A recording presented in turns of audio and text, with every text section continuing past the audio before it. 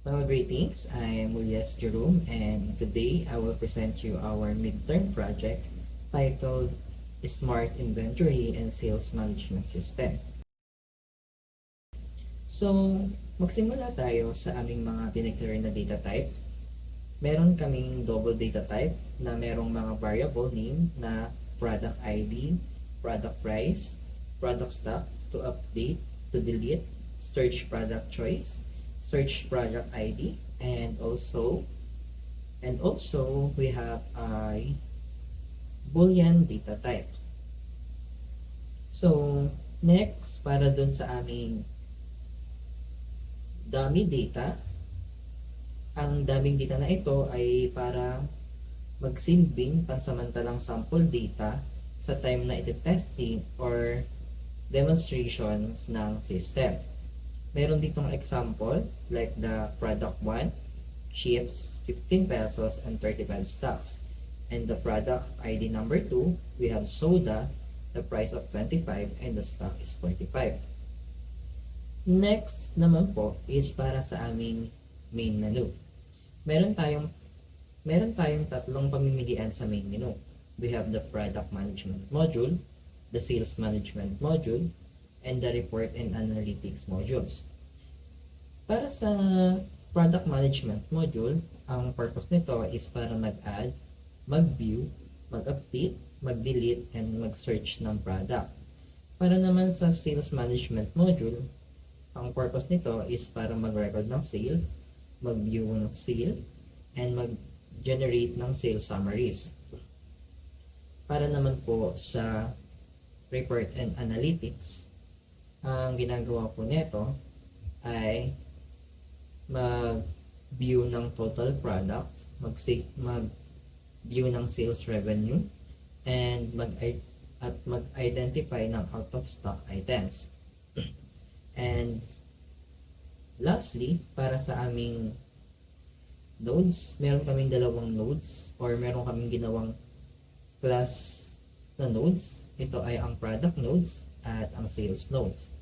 Ang product nodes ay ang nag-i-store ng information tungkol sa product about product ID, name, price, and stock. Para naman po sa sales nodes, ang ginagawa ko na ito ay nag-sale ng information or nag-i-store ng information rather about sa sales like sales ID, the product name, and the quantity sold. Mga greetings po, I'm Kate Torres, and ang i-explain ko po is yung case 1. Product Management Module. Add new products, view all products, tsaka update product details. So, sa case 1 po, pag mag-add ng new products, ang need po unang i-enter ni user is enter a product name. So, mag-store po yan sa string name. Tapos next, yung price po ng product and yung quantity kung ilan po yung product. So, next, product price. Ginagamit po yung SC Next Double para siguraduhin po na numeric ang input ng para siguraduhin na decimal values lang po yung allowed. So, pagkatapos, yung quantity, tulad nga po nung kanina, kung ilang peraso po yung item. Ito naman pong SC Next Int, ang ginagamit po para siguraduhin na integer lang yung input. Sa SC Next Line, pagkatapos, para linisin po yung buffer at maiwasan po yung input errors. So, ang pinaka-importante po dyan na line as tinatawag niya ang method na add product mula sa linked list.java po. So, doon talaga nag-add ng bagong product sa node para po sa linked list na structure. Sa background po ang ginagawa ng program, gumagawa siya ng bagong product node na object. So, kung wala pa pong laman yung list, siya po yung magiging first node. Kung may laman, idudugtong-dugtong niya lang po yun. So, pagkatapos po mag-add, magpiprint po ng product added successfully para ma-inform po ng user na safe po yung pag-add po nila ng product. So, next naman po sa linked list.java, gumagawa po ito po yung code na nagawa ng new node para sa bagong product. So, ito po yung behind the scenes tulad ng kanina. So, kung wala pa pong laman yung list, if head is equals to null, ito yun yung magiging first, product. Tapos, kung meron na, ang siset naman, idudugtong na dun po siya. So, kaya naka current equals current dot next po. Kasi simpleng salita, yung case equals case 1, add new product, nagsisave po ng bagong product details sa linked list at dun nagbe-base yung buong inventory system. So, next naman po sa view all products. Pag pinili po ng user ang option 2 or ang view all products, pipiprint mo muna yung title ng all products para malinaw po kung anong module yung naka-open. So, ito yung method, product list.display products sa function sa linked list.java para ipakita po lahat ng products na currently na nasa memory. Ito naman po sa display product method, gumagamit po ng loop para isa-isang i-print po yung bawat product ng node. Kasama po yung name, price, saka quantity. Tapos pagkatapos mo ma-display, lalabas na nga po ng console lahat ng stored na products. Tapos kung walang naman, ang ipapakita naman pong message is yung no products available. And sa linked list.java naman po, dito yung method na tinatawag ng product list display products mula sa main. Kung iti-check, ang unang gagawin niya po is iti-check kung empty ba yung list. So, if head equals null, no products available. Tapos, i-return na po. Tapos, kung meron, gagamit naman po ng while loop para isa-isahin po yung pag-traverse sa nodes. Tapos, ipiprint po yung bawat name, yung current name, price, tsaka yung quantity. Kaya ito po yung buong part ng system na nagdi-display ng buong inventory list ng mga products na dadagdag. Tapos kung may update naman pong product details, kung pinili po ng user yung option 3, which is ayun, para mag-upgrade, update po ng product detail, ang hihingiin po ng system yung name po ng product na gustong i-update. Tapos i-save po yung variable sa update name. Tapos yung next naman po, sa product list.update product, tatawagin niyo po yung method na update product sa linked list Java. Next, para hanap po ng list kung meron po magtugma na product name. Tapos pagkatapos, babalik na sa menu kapag katapos po mag-update. So, dito naman sa, ano po, sa method called by update product, una, magsa-start po sa head node ng list at naglo-loop gamit ang while. So, kapag nakita niya ang product name na pareho sa in-enter po ng user, so similar po, yung may nag-exist po na product na ganun, hihingiin niya yung bagong price at yung quantity. So, pagkatapos mag-update, magpiprint po nun, product updated successfully, tapos i-return na po. Tapos kung hindi naman po mahanap sa list, i-inform po ng system yung user na hindi po nahanap yung product. So, in short, ito po yung part na nagbibigay daan para ma-edit po ng user yung mga existing products sa inventory. Dangal greetings, I'm John Radmarada and I will discussing Case 1 Product Management Module. Delete product, search product by ID or name, exit product management module, and default. Entering the product management module, when the user selects the product management module from the main menu, a loop starts to keep the user inside the module until they choose to exit. Then the user inputs their choice, and the program uses try-catch to handle invalids and avoid crashes. For deleting a product case 4, when the user chooses delete product, the program first checks if the inventory is empty using the is inventory empty method. If it's empty, the system displays a message saying there are no product to delete.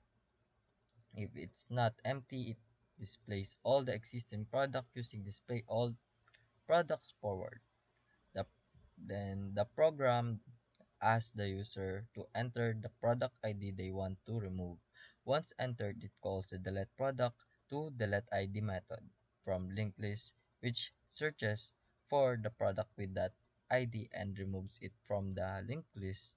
If the product ID doesn't exist, the program shows product not found. And for the linked list case 1, display all products forward. This method traverses the entire linked list starting from the head and prints each product details, ID, name, price, and stock. It helps user view all products currently stored in the inventory. And for the delete product, in delete to delete method, this method removes a product by it based on its ID. And For the searching for a product case 5, if the user chooses search product, the system again check if the inventory has items. If it does, the user is given two search options. One, search by ID or search by name.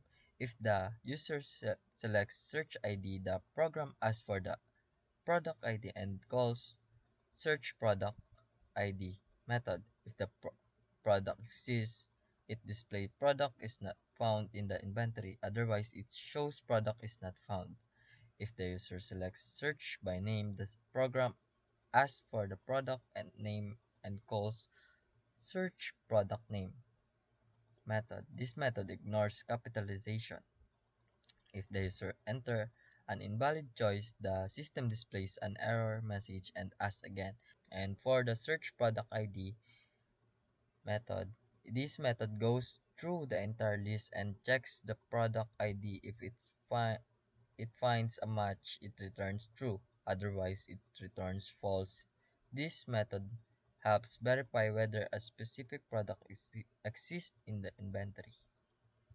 And for the search product name method, this method is similar to searching by ID, but it compares the product name instead.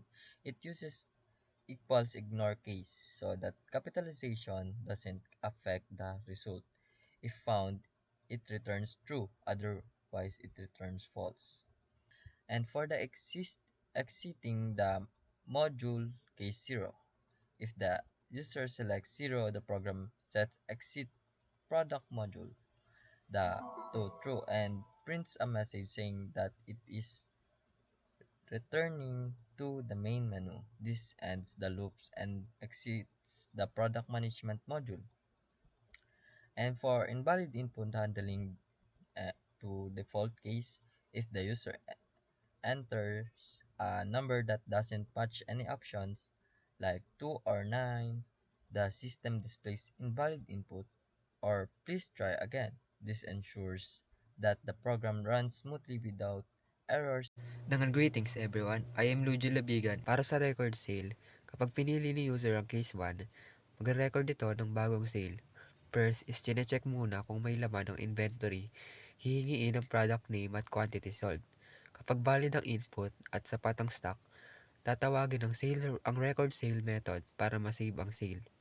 Next is magpiprint na ito ng product sale successfully recorded. Now i-explain ko is yung sales management module. First is yung record sale method. Ang ginagawa ng method na to is magre-record ng bagong sale ng product. First is hinahanap nito kung anong product ang isi-sell at kapag wala ito, may magdi-display na message na product not found.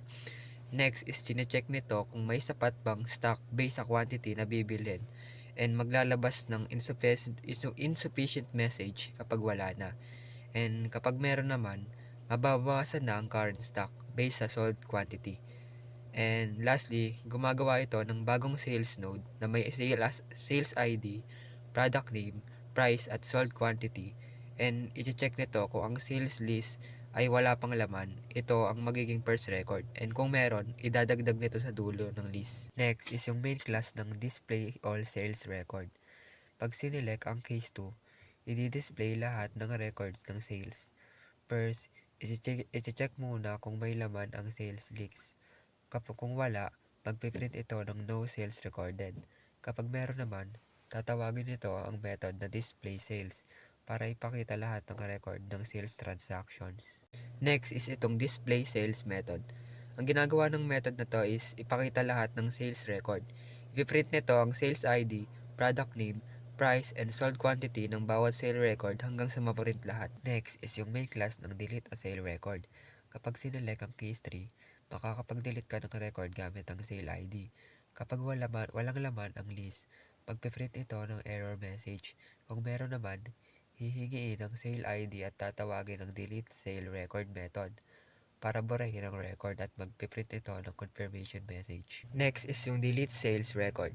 Ang ginagawa ng method na to is mag-delete ng sale record based sa ID nito. First is kapag nag-exist ba yung ID na gusto niyang i-delete user. Kapag wala, magdi-display ito ng sale record not found. Kung ang i-delete ay nasa per sale record or nasa head, ililipat nito ang head pointer sa susunod na node. And kapag ang i-delete naman ay nasa last sale record or tail, ililipat nito ang tail pointer sa previous node. And kapag successful nang na-delete ang sales record, magdi-display ng message na sales record deleted successfully.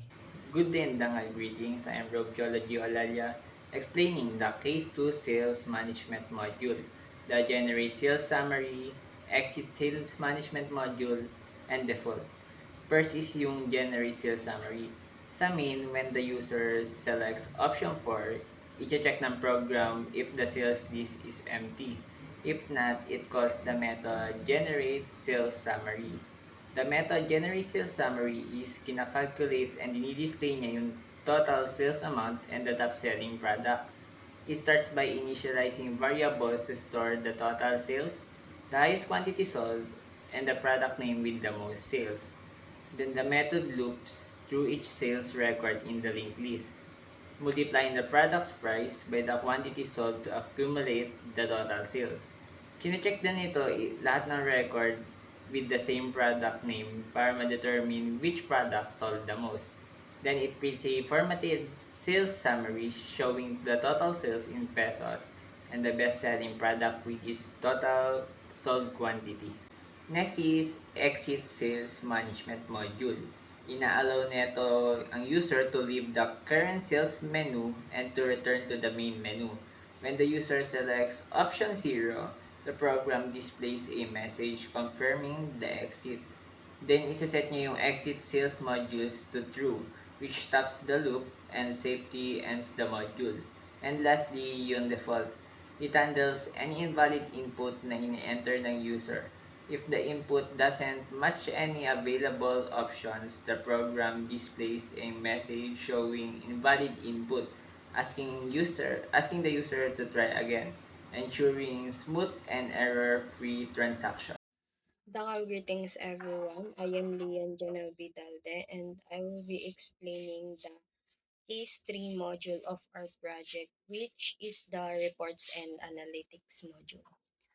So, in the case 1, the goal is to view the total number of the products. So first, naggawa kami ng method named view total number of products. Then sa loob ng method na to, gumawa kami ng variable named current kung saan ang value is nakaset sa value ng head. Then, we also initialize an integer variable named count and we set it to 0. Ang ginagawa ng count na to is magsisilbing lagayan ng every item na mabibilang niya sa list. So, we used a while loop na may condition na hanggat yung current is not equal to null, then maglo-loop siya or mag-i-iterate ito sa bawat item and madadagdag yon sa count. Sa main naman ng code namin, ang goal niya is to display only.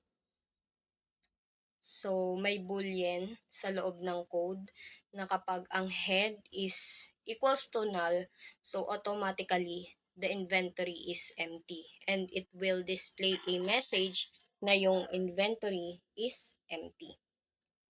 But if it's not empty, then it will call the method we made, which is the view total number of products. It will display it. It will display the total number of products. Now, moving on sa case 2, which we named view total sales revenue. Sa paggawa namin ng method sa case 2, we first set the current to sales head. So, just like the first case, ang purpose ng pagsiset ng current to head is to know whether the list is empty or not. Then, we initialize another int variable named total revenue na magsisilbing container for every revenue na makukuha within the code. Then, next, we created a while loop na may condition na if yung current is not equal to null, then gagana yung loop. Sa loob ng loop, sinosolve niya yung total sales revenue and madadagdag siya sa variable na total sales revenue. So, para makuha yon, we used to the formula by multiplying the sales price and the sales sold. Then, after that, yung current is masiset na sa next item by the code current equals to current.getNext.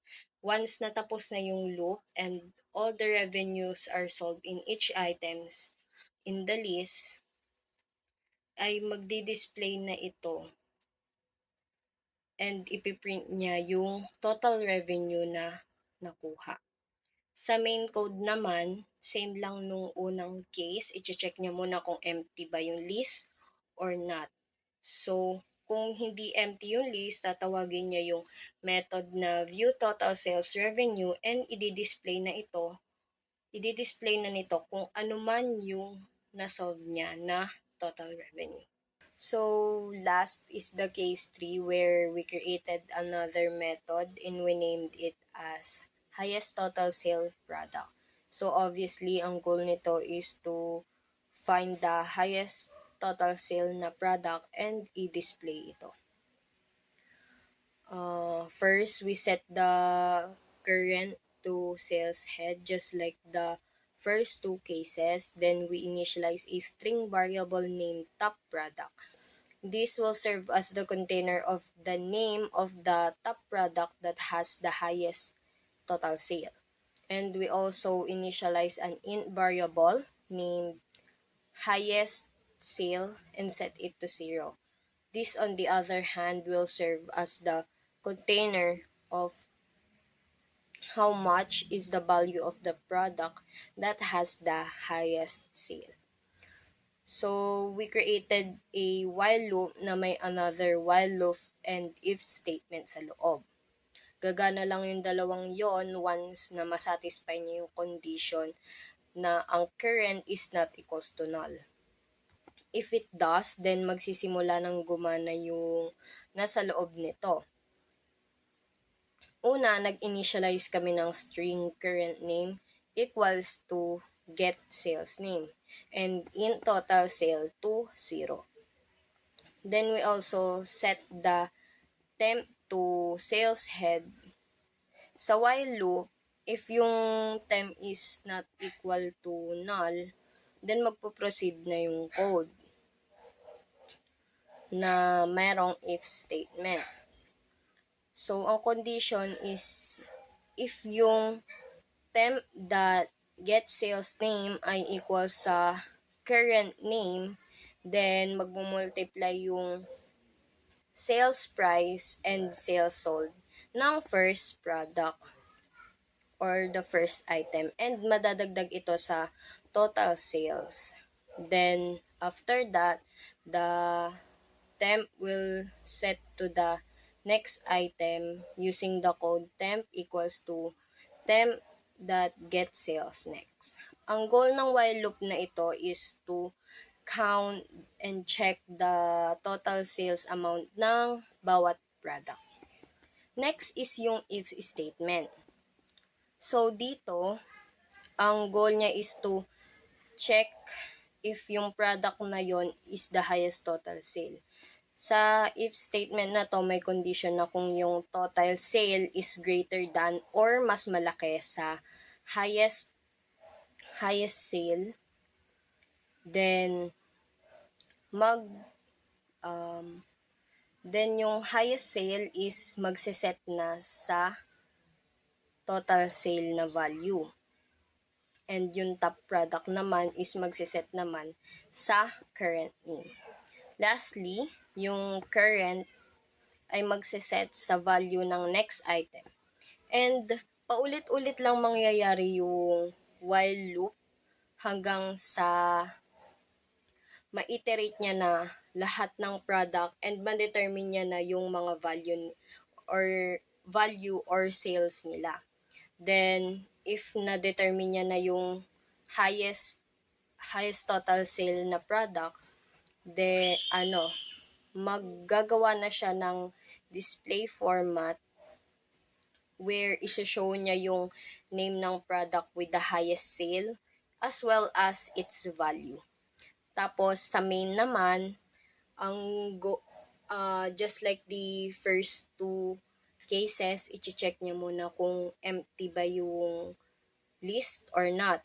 So, if not, tatawagin niya yung method na to, which is the highest total sale product, then i-display niya yung display format na ginawa sa method, which is displaying the name along with its value.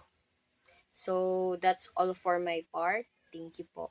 Dangal greetings. My name is April Joy Deliro and I'm going to discuss the case 4, which is the reports and analysis module, the out of stock products, exit reports, and analytics module, the default. So this part of program mainly focuses on showing out of stock products and managing exits from modules or the whole system. So here in case 4, the program checks if the inventory list is empty. So if it is displays a message saying there are no products to check, if not, it calls the display out of stock products method to show which products have zero stock. So sa linked list naman, it manage how the product data is stored and checked. The display out of stock product method goes through all the products in the list starting from the first node, which is the head. It shows the ID and the name of each product that has no stock. If every product still has stock, it displays a message saying there are no out of stock items. So the is inventory empty method checks if there are any products in the list, while is sales list empty checks if there are any sales records. So in case 0, the program either exits the reports and analytic module and returns to the main menu or completely close the system. So the default case handles invalid inputs by reminding the user to try again. Dangal greetings, I am John Winded F. Dagon, and i-explain ko ngayon mga method na ginamit namin sa specifically sa pag-add ng details sa product. So, bakit nga kami gumamit ng method doon? Since dalawang beses namin gagamitin yung pag-i-input ng mga details. Hindi lang sa pag-add ng product, also sa pag-update ng product. So, instead of gumawa kami ng dalawang code or hiwalay na code doon, nag-method na lang kami and i-reuse namin siya sa dalawang to. So, example nga dito is yung sa pag-enter ng product name, which is sa product details nga, product name, product price, product stock, which is yung magiging value nila is yung i-return na value ng method na nandito na naka-equal dyan. Which is sa product name, yung add product name, tapos may papasa natin si buffer reader, then also si add product price for product price variable, then yung buffered reader din papasa, and then yung product stock and then is equal to add product stock yung method, yung i-return nga. So, punta tayo sa mismong method. So, yung tatlong method natin is naka-public static. Tapos, yung add product name nga natin is naka-string. And, bakit siya naka-string? Kasi ang i-return nga nito is naka-string. Then, yung buffered reader, then throw IO exception. So, bakit hindi namin nilagay sa method yung pagtatanong ng program sa user na like enter a product name, enter a product price? Bakit di namin siya nilagay dito sa method? Dahil sa ang pag-add ng product and ang pag-update ng product is magkaiba sila ng tanong. Sa pag-add ng product is enter a product name lang, meanwhile sa update, enter a new product name. So, hindi namin pwedeng gawin yun dahil magkaiba nga sila. Kapag ginawa namin yun, parehong enter a product name yung dalawang code or enter a new product name. So, balik tayo. Ang string product name equal reader.readline is i-scan ni user i-scan ng program yung in-input ni user before mag-proceed sa method na to, which is yung sinagot niya yung tanong, like enter product name. Then, i-return niya yung may scan, which is return product name. Nasasaluhin naman dun sa pag-add. Kaya nga may equal dun. Diba? Kagaya na sabi ko kanina, yung magiging value nga ng variable na yun is yung i-return ng method na to. So, next naman, public static double, naka-double siya dahil may decimal yung yung price, may mga hindi full number, and naka-add product price, then yung buffered reader, throw, IO exception. So, ano ang ginagawa nitong while true, try, then return integer that passing, and then catch a number format exception. So, ang ang for ang na-explain nga nito is kung yung in-input ni user is valid input, which is pag sinabi nating product price or price, dapat number yan. So, hindi pwedeng string, hindi pwedeng letters, hindi pwedeng symbol. So, ito munang try kapag hindi na, i-scan ni i-scan ni buffer reader, but naka-integer that %, yan. Kasi nga, before, ang buffered reader nga is binabasa niya lahat bilang string bago natin i-parse int or gawing integer. So, dapat gagawin natin yan or mababasa yun bilang string kapag di natin siya ginawang ganito. Kapag string or symbols or letters yung in-input ni user, is lalabas tong number format exception natin. Or gagana to, number format exception. And lalabas si invalid input. Please enter a valid product price. And next naman sa add product stock. Similar sa add product price, which is may number format exception din tayo, pero naka-into si add product stock. And dahil wala naman tayong kalahating product or nasa stock, so naka-ganun din, i-check niya rin kung yung in-input ni user is numbers, hindi string, hindi letters, hindi symbol. Kapag numbers, gagawin niyang ay similar to sa add product price, gagawin mo siyang int kasi nga babasahin nga siya bilang string ni buffer reader. Pag hindi number, lalabas invalid input, please enter a valid amount of stocks. And yun lang sa ating method. So, next naman is yung sa pag-check ng kung ang tawag dito, ang ating inventory is empty, and also kung ang sale list natin is empty. So, sa mga program natin, sa mga iba nating function is may ginagawa nga tayo like pag-check ng kung may laman si inventory and sale list empty. So, ang ginawa nga namin, instead of ilang beses kaming mag-check sa code, is naka-method din siya, which is naka-boolean siya, which is ang re-return niya lang is true or false. So, bakit nga kami nag-method, kagaya nga kanina, is ilang beses namin siyang gagamitin sa tuwing may pinapatakbo kami na specific na program. So public boolean is inventory empty. So, yun nga, magre-return ng true or false. So, sa loob nga nito, may return head is equal to null. So, ano nga ibig sabihin nito? So, i-check nga, yung head node is null. Kapag null siya, di ba, is either true or false. Kapag null ba siya, which is kapag oo, edi true. Ang i-return ni is inventory empty is true. Kapag false naman, ang i-return niya is false. So, similar to that is yung is sale list empty is ganun din. Kapag ang sales head is equal to null, i-return niya is true. Kapag hindi naman, return niya false.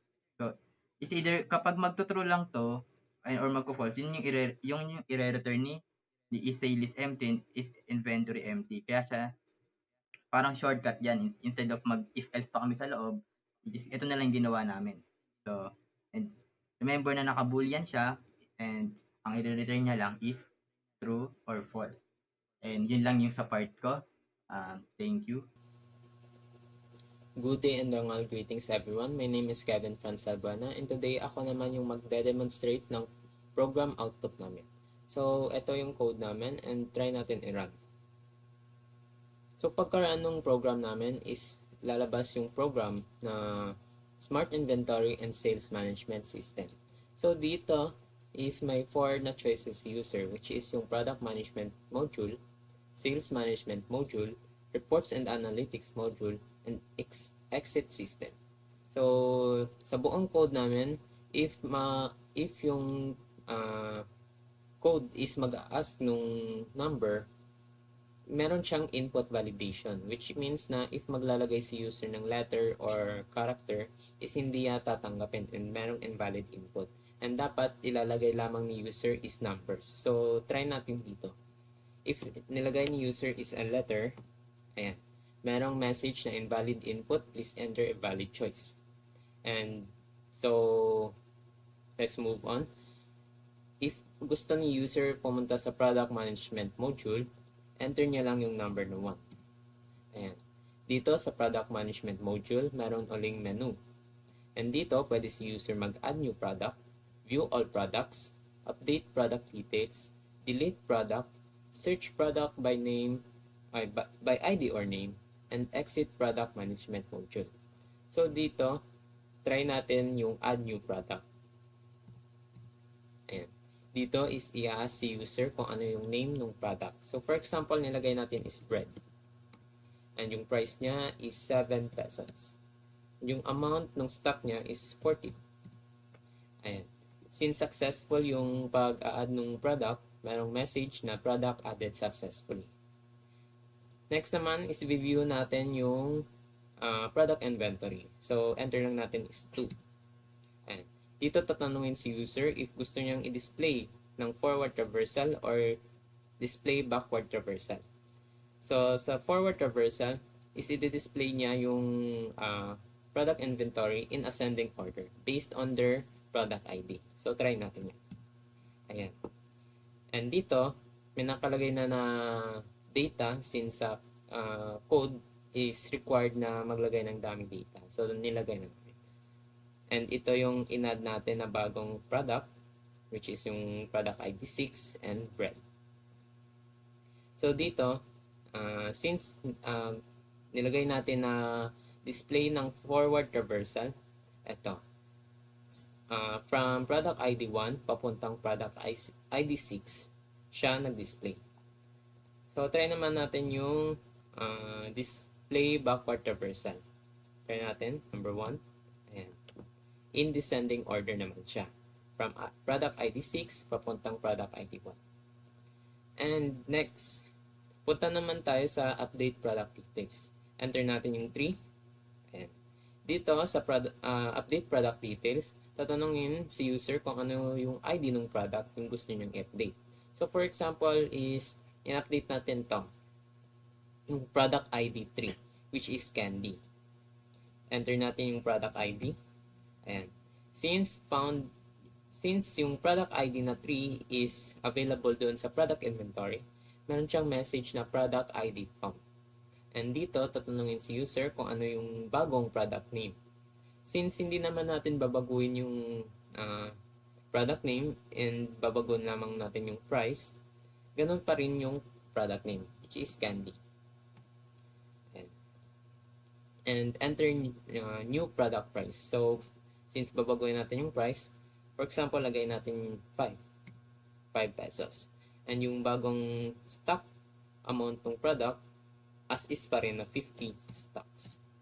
And so successful yung pag-update natin ng product details, and meron siyang message na nagsasabi na product updated successfully. Next naman is magdi-delete tayo ng product, which is itong choice number 4. Enter number 4 and ito.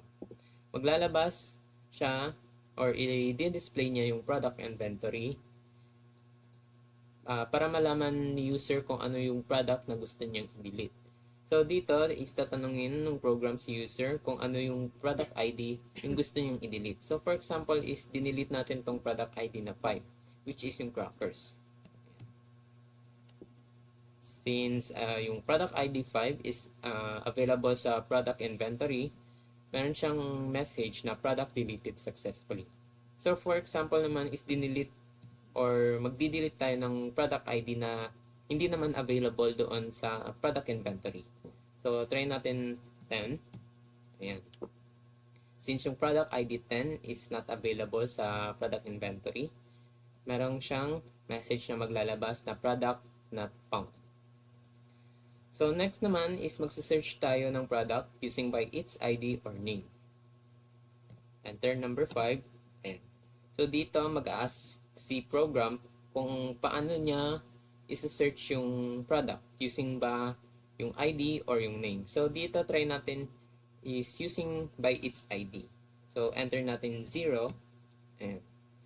So enter the product ID. Tatanungin ng program si user kung ano yung product ID yung gusto niyong i-search. So, for example is, nag-search tayo ng hindi available sa product inventory. So, lagay natin 9. Ayan. Since yung 9 is not available sa product inventory, meron siyang message na maglalabas na product is not found in the inventory. Try naman natin mag-search uli, pero using its name. So, for example, chips. And yung isi-search natin is available sa product inventory. Ayan. Oh, mali pala. So, lagay muna natin yung choice na 1 for name. Ayan. And enter name. Ayan. So, yung chips, which is available sa product inventory, if nandun yung chips na yun, is magdi-display yung program ng message na product is found in the inventory. So, if gusto na ni user mag-exit sa product management module, is i-enter niya lang yung 0. Ayan. Magbabalik, pag nag-exit si user sa product management module, magbabalik ulit siya sa main menu, which is yung Smart Inventory Sales Management. And if gusto naman user is pumunta sa sales management module, is i-enter niya lang yung number na 2. And nakapasok na tayo sa sales management module. And dito sa sales management module, pwede si user mag-record ng sale, mag-view all sale, delete a sale record, generate sales summary, and mag-exit sa sales management module. So for example is magre-record tayo ng sale. So, 1. And dito, ilalagay natin kung ano yung product name yung gusto nating i-record. So, for example, chips. Since yung chips is available sa product inventory, magtatanong dito yung program kung ano yung quantity nung nabenta. So, for example, nilagay natin is 20. Ayan. Since successful yung pag-record ng sale, meron siyang message na maglalabas na product successfully recorded. So, uli, magre-record tayo uli ng sale. Ayan. Check natin kung ano pa yung mga available na products. So, dito, ito na lang yung natitira na product inventory. So, try natin is mag-record ng sale sa soda. Soda. And yung quantity sold is 45. And product successfully recorded. And uli, candy naman. And yung quantity sold is 25.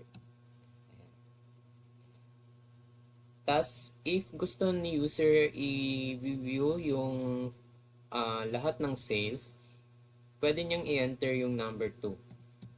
Ayan. Since ito yung lahat ng record or sales record na in-input natin, magdi-display din siya dito. So, kanina, in-enter natin yung product name na chips and yung quantity sold na 20. And ito siya, lumabas siya. And so on, sa soda, 45 yung sold. And sa candy, 25 yung sold. And number 3, if gusto ni user mag-delete ng sale record. So for example, i-delete natin tong candy na to. So enter sale ID you want to delete. So yung sale ID ng candy is number 3. Enter natin yung number 3. Ayan. Sale record deleted successfully. View natin yung sale record if tama ba nga na-delete na yung sale record na yun. So, 2. Ayan. Kalagay, 2 na lang yung sale record. Kasi, dinilit natin yung kaninang sale record ng candy. And number 4, generate sale summary. Ayan. Dito sa choice number 4 is i-display niya yung summary nung lahat ng sales. So, lahat ng total sales amount is 1,425 overall. And yung most sold products is soda, which is yung nabenta is 45. And tama naman, 45 yung pinakamataas na na-sold na product dito. And if gusto ni user out na sa or mag-exit na sa sales management module, is enter niya lang yung number na 0. Ayan. Since nag-exit na siya sa sales management module, babalik ulit siya sa main menu. And punta na naman tayo sa reports and analytics module. Enter natin yung 3. Ayan. Dito sa reports and analytics module, merong 5 menu or menu choices na pwedeng gamitin user. First is yung view total number of products, view total sales of revenue, view, product with the highest total sales, out of stock products, and exit reports and analytics module. So try natin mag-view ng total number of products. Ayan. Total number of products in the inventory is 5. So check natin if tama ba na 5 yung number of products in the inventory. Ayan.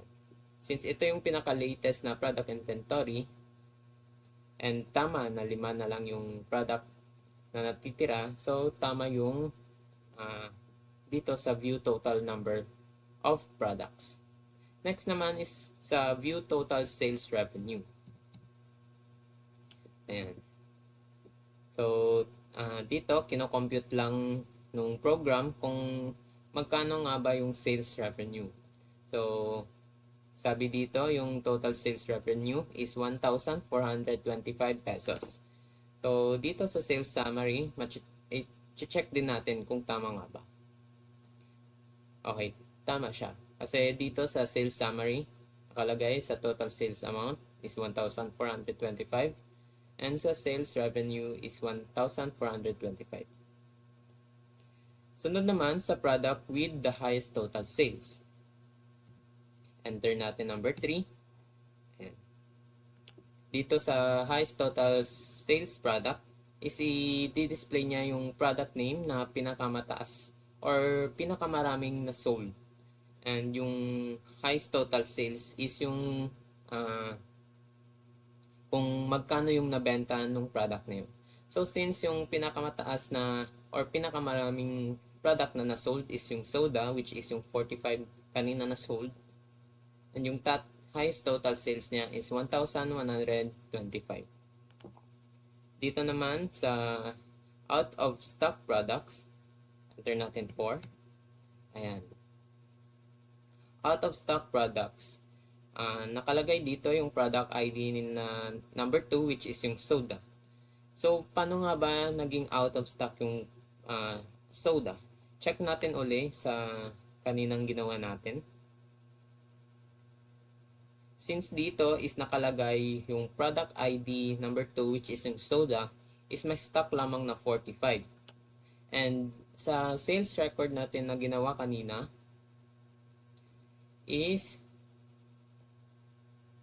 sinabi natin na yung soda daw is yung sold quantity niya is 45. So, inubos natin lahat ng stock ng product. So, dito, mag-display talaga siya na out of stock na siya kasi inubos natin sa sales record kanina. So, lastly, yung exit reports and analytics module. If in-enter ni user yung 0, is babalik uli siya sa main menu. So, ayun lang. Since nagawa na natin tong tatlong functions na to or tatlong module, and gusto na ni user mag-exit sa system, sa program, is i-enter lamang ni user yung 0. So, pag in-enter ni user yung 0, magsa-stop na yung program and maglalagay ng thank you message. Nakalagay, thank you for using Smart Inventory and Sales Management System, exiting system now. So, yun lamang sa pagde-demonstrate ng aming program output, and I hope na maraming marami kayong natutunan sa pagde-demonstrate na to.